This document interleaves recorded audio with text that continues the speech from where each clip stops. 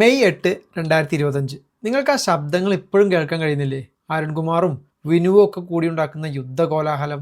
നിയന്ത്രണ രേഖയിൽ മോർട്ടാർ ഷെല്ലുകളുടെ ശബ്ദത്തേക്കാൾ വലിയ ബഹളം, വെടിയൊച്ചകൾ, ഡ്രോൺ അറ്റാക്ക്, ഇന്ത്യയും പാകിസ്ഥാനും വീണ്ടും യുദ്ധത്തിന്റെ വക്കിൽ എന്നൊക്കെ പറഞ്ഞിട്ടുള്ള ബഹളം.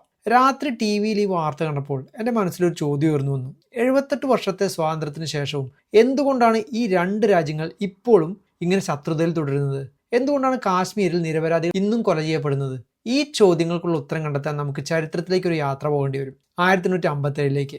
ഉത്തരത്തിനായി നമുക്ക് അവസാന മുഗൾ ചക്രവർത്തി ബഹദൂർ ഷാ സഫറിന്റെ കാലത്തേക്ക് പോകാം. ഇന്ത്യ പാക് ശത്രുതയുടെ തുടക്കം ഞാൻ പറയാം, ശ്രദ്ധിക്കണേ. സ്റ്റിക്മാൻ എപ്പോഴും പറയാറുണ്ട്, ഒരു ബന്ധത്തിന്റെ തകർച്ച എപ്പോഴും അതിന്റെ അടിത്തറയിൽ നിന്നാണ് തുടങ്ങുന്നതെന്ന്. ഇന്ത്യ പാക് സംഘർഷത്തിന് അങ്ങനെ ഒരു അടിത്തറയുണ്ട് സുഹൃത്തുക്കളെ. 1857 ബ്രിട്ടീഷുകാർ ഇന്ത്യ പൂർണ്ണമായി പിടിച്ചെടുത്തു. അതോടെ മുഗൾ സാമ്രാജ്യം തകർന്നു. അക്കാലത്ത് അസ്രഫ് എന്ന ഒരു കുലീന മുസ്ലിം വർഗം ഉണ്ടായിരുന്നു. പ്രഭുക്കന്മാർ, സൈനിക ഉദ്യോഗസ്ഥർ, പണ്ഡിതർ അങ്ങനെയുള്ളവരായിരുന്നു ഇക്കൂട്ടർ. നീണ്ട കാലം ഭരണകർത്താക്കളായിരുന്ന ഇവർക്ക് പെട്ടെന്ന് അധികാരം നഷ്ടപ്പെട്ടത് വലിയൊരു തിരിച്ചടിയായി. നിങ്ങൾക്ക് ഊഹിക്കാൻ പറ്റും അത് അവരെ എങ്ങനെ ബാധിച്ചിട്ടുണ്ടാവുമെന്ന്. സ്റ്റിക്മാൻ കുറെ കാലം ക്ലാസ്സിലെ ഒരു കൂൾ കിഡായിരുന്നു. ഒരു ദിവസം എല്ലാവരും സ്റ്റിക്മാനെ അവഗണിക്കാൻ തുടങ്ങി. അവൻ എങ്ങനെ ഫീൽ ചെയ്യുമെന്ന് നിങ്ങൾക്കൊന്ന് ഊഹിക്കാൻ പറ്റുമോ? അത് തന്നെയാണ് ഈ മുസ്ലിം കുലീനരുടെ കാര്യത്തിൽ നടന്നത്. അവരുടെ അവസ്ഥ 1857 ശേഷം വളരെ പരിതാപകരമായി. ഈ മുസ്ലിം പ്രഭുക്കൾക്ക് ഒരു പ്രത്യേകതരം ജീവിതശൈലി ഉണ്ടായിരുന്നു. പേർഷ്യൻ ഭാഷ, പ്രത്യേക വസ്ത്രധാരണം, ഭക്ഷണ രീതി, അങ്ങനെയൊക്കെ. ഇസ്ലാമിക്കേറ്റ് എന്നാണ് സൗമ്യ ഡേ എന്ന ചരിത്രകാരി ഈ സംസ്കാരത്തെ വിളിക്കുന്നത്. ഇത് പൂർണ്ണമായ അർത്ഥത്തിൽ മതപരമല്ല എന്ന് വേണമെങ്കിൽ പറയാം. കാലങ്ങളായുള്ള അവരുടെ ഒരു ജീവിതശൈലിയാണ് ഇസ്ലാമിക്കേറ്റ്. നിങ്ങളൊന്ന് സങ്കല്പിച്ച് നോക്കൂ. സ്റ്റിക്മാന്റെ സ്കൂളിൽ ഒരു കൂൾ ഗ്രൂപ്പ് ഉണ്ട്. അവർ ഒരു പ്രത്യേക രീതിയിൽ വസ്ത്രം ധരിക്കും, ഒരു പ്രത്യേക ഭാഷ സംസാരിക്കും. മറ്റു കുട്ടികൾ ഈ കൂട്ടരെ പോലെ ആകാൻ വേണ്ടി കൊതിക്കും. അഷറഫ് വർഗം സമൂഹത്തിൽ അതുപോലെയായിരുന്നു. സാധാരണ മുസ്ലിങ്ങൾ അവരെ പോലെ ആകാൻ ആഗ്രഹിച്ചു. ബ്രിട്ടീഷ് ആധിപത്യത്തിന്റെ തുടക്കത്തോടെ ഈ കുലീനർക്ക് രാഷ്ട്രീയ അധികാരം നഷ്ടപ്പെട്ടു. പക്ഷേ അവർ ഒരു കാര്യം പ്രത്യേകം ശ്രദ്ധിച്ചു, അവരുടെ സാംസ്കാരിക അടയാളം നിലനിർത്താൻ, അവരുടെ വിശേഷപ്പെട്ട ജീവിതശൈലി നിലനിർത്താൻ. രണ്ട് ദേശങ്ങൾ, രണ്ട് ആശയങ്ങൾ. ഞാൻ കുട്ടിയായിരുന്നപ്പോൾ എൻ്റെ വീട്ടിൽ സഹോദരങ്ങളായി ഞാനും അനിയനും ഒരേ മുറിയിലാണ് താമസിച്ചിരുന്നത്. ഞങ്ങൾ ഡെയിലി തർക്കിച്ചു, അടികൂടി. ഞങ്ങളുടെ പ്രായവും ആഗ്രഹങ്ങളും ജീവിത രീതികളും ഒക്കെ വളരെ വ്യത്യസ്തമായിരുന്നു. അവസാനം ഞങ്ങളൊരു പ്ലൈവുഡ് കൊണ്ട് മുറി രണ്ടായി വിഭജിച്ച് രണ്ടുപേരും ഓരോന്ന് ഒക്യുപ്പൈ ചെയ്യാൻ തുടങ്ങി. ഇന്ത്യയിലും അത് തന്നെയാണ് സംഭവിച്ചത്. സയ്യിദ് അഹമ്മദ് ഖാൻ പോലുള്ള അക്കാലത്തെ നേതാക്കളുടെ നേതൃത്വത്തിൽ മുസ്ലിം സമുദായം ഒരു പുതിയ വഴി തെരഞ്ഞെടുത്തു. ബ്രിട്ടീഷുകാരുമായി സഹകരിക്കുക, ആധുനിക വിദ്യാഭ്യാസം സ്വീകരിക്കുക, പക്ഷെ സ്വന്തം സാംസ്കാരിക അടയാളം നിലനിർത്തുക. അങ്ങനെയുള്ള ഒരു ജീവിത രീതി. ഇത് ഇന്ത്യയിൽ രണ്ട് വ്യത്യസ്ത തരം ദേശീയതകളുടെ ഉദയത്തിലേക്ക് നയിച്ചു. ഒന്നാമത്തത് ഗാന്ധിജിയും നെഹ്റുവും ഒക്കെ പിൽക്കാലത്ത് വിഭാവനം ചെയ്ത തരത്തിലുള്ള സിവിക് ദേശീയത എന്ന് പറയും. അതിൽ മതഭേദമന്യേ എല്ലാവരും ഒരു രാജ്യത്തിന്റെ പൗരന്മാർ എന്ന് കണക്കാക്കപ്പെടും. എന്നാൽ ജിന്നയെ പോലുള്ളവർ പിന്നീട് വിഭാവനം ചെയ്ത മുസ്ലിം ദേശീയത, അതായിരുന്നു രണ്ടാമത്തേത്. തങ്ങളുടെ മതപരമായതും സാംസ്കാരികവുമായ അടയാളങ്ങൾ സംരക്ഷിക്കുന്ന ഒരു പ്രത്യേക തരം ദേശീയത. നിങ്ങൾക്ക് ഒരേ സമയം മുംബൈ ഇന്ത്യൻസിനെയും രാജസ്ഥാൻ റോയൽസിനെയും സപ്പോർട്ട് ചെയ്യാൻ പറ്റില്ലല്ലോ.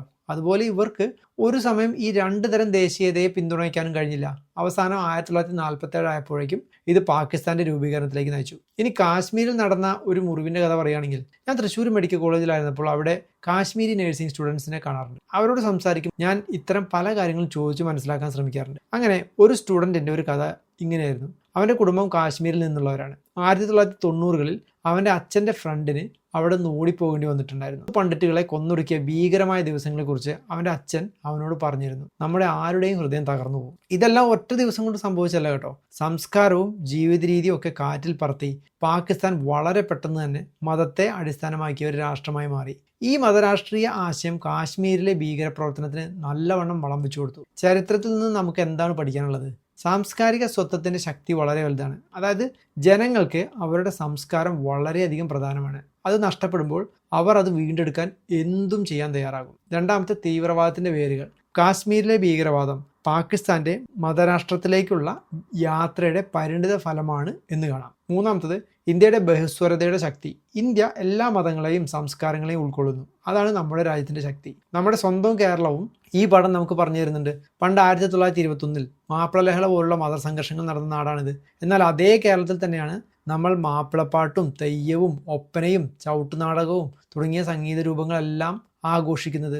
ഇത് സാംസ്കാരിക സമന്വയത്തിന്റെ ഉദാഹരണങ്ങളായി നമ്മുടെ മുന്നിൽ തന്നെ നമുക്ക് കാണാൻ പറ്റും. അങ്ങനെ നോക്കുകയാണെങ്കിൽ നമ്മുടെ ഭാവി എന്തായിരിക്കും? ടി വിയിൽ നിയന്ത്രണ രേഖയിൽ നിന്നുള്ള എക്സ്ക്ലൂസീവ് ബൈറ്റ്സ് കാണുമ്പോൾ എനിക്ക് തോന്നുന്നത് രാജ്യങ്ങൾ എന്നത് വെറും ഭൂപടത്തിലെ വരകളല്ല, അവ സംസ്കാരങ്ങളുടെയും ഭാഷയുടെയും ആശയങ്ങളുടെയും ഒക്കെ ഒരു പ്രതിഫലനമാണ് എന്നാണ്. ഇന്ത്യയുടെ ആശയം ബഹുസ്വരതയിലും സമന്വയത്തിലും അടിസ്ഥാനപ്പെട്ടതാണ്. പാകിസ്ഥാന്റെ ആശയം മതപരമായ ഐക്യത്തിൽ നിന്നുള്ളതും. ആ വ്യത്യാസമാണ് ഇന്നും ഈ രണ്ട് രാജ്യങ്ങളെയും വേർതിരിക്കുന്നത്. എനിക്കുറപ്പുണ്ട് നമ്മളെല്ലാവരും കാണാൻ ആഗ്രഹിക്കുന്നത് സമാധാനമാണ്. പക്ഷേ അതിന് നമ്മൾ ചരിത്രം മനസ്സിലാക്കണം. ഒന്ന് ആലോചിച്ച് നോക്ക്. ഒരു രോഗം ചികിത്സിക്കാൻ ആദ്യം നമ്മളതിൻ്റെ കാരണം കണ്ടെത്തണം. അതുപോലെ ഇന്ത്യ പാക് സംഘർഷത്തിൻ്റെ കാരണവും നമ്മൾ മനസ്സിലാക്കണം. നിങ്ങളുടെ അഭിപ്രായങ്ങൾ കമൻറ്റുകളിൽ പങ്കുവയ്ക്കാൻ ശ്രദ്ധിക്കണേ.